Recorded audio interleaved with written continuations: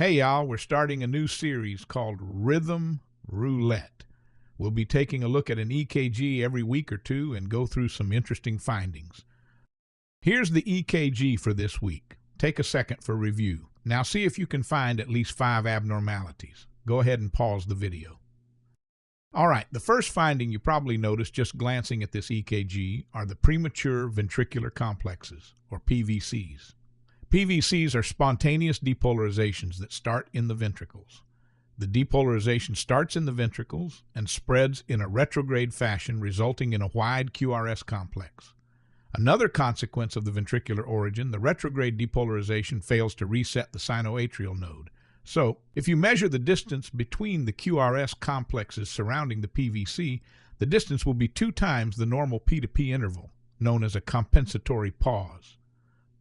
Occasional PVCs are very common and can be provoked by stress, caffeine, drugs, or electrolyte abnormalities. One thing to keep in mind is an entity known as PVC cardiomyopathy.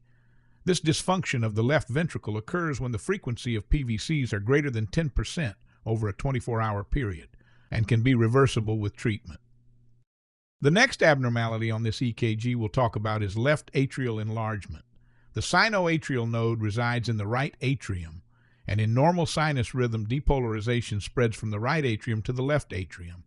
If the left atrium is enlarged, then depolarization will be prolonged, translating to a prolonged P wave greater than 3 small boxes or 120 milliseconds. This prolonged P wave can also have humps called P mitrale because this morphology was seen frequently in mitral valve stenosis. Other morphology possible with left atrial enlargement includes a biphasic P wave in lead V1. V1 being an anterior-posterior vector shows the delayed left atrial depolarization as a negative deflection. Something you might also have noticed about the P waves is that they are tall, 2.5 millimeters or more. This is indicative of right atrial enlargement.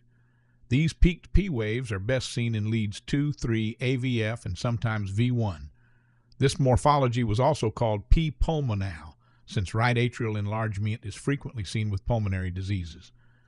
Other causes include congenital heart disease, tricuspid valve disease, and cardiomyopathies. The fourth and fifth findings relate to branch blocks, the first of which is a right bundle branch block. After the bundle of His, the conduction fibers branch into the right and left bundle branches. The right bundle innervates the right ventricle, and in bundle branch block, the right ventricle delay in depolarization leads to a widened QRS. Right vectored leads like V1 shows this delayed depolarization as a positive wide deflection, an R' wave. For left-sided leads, the deflection will be a negative S wave. Frequently, T waves in the right chest leads are inverted. Right bundle branch block may be incidental, or it may be the result of atrial septal defect, pulmonary hypertension, chronic pulmonary disease, pulmonary stenosis, or cardiomyopathies. One important thing to note is that new right bundle branch block in an occlusive myocardial infarction carries increased risk of complete heart block. This increased risk is especially true if a left anterior fascicular block is present, and a left anterior fascicular block is the final abnormality in this EKG. Isolated left anterior fascicular block is diagnosed with a QRS axis of negative 45 degrees or more, and a QRS width of less than 120 milliseconds. You can quickly recognize a left anterior fascicular block if the S wave in lead 3 is 1.4 times more than the height of the R wave in lead 1, or the depth of the S wave in AVF is equal or greater than the R wave in lead 1. Left anterior fascicular block can be seen with hypertension, aortic valve disease, or coronary artery disease. Well, that's our EKG for this week.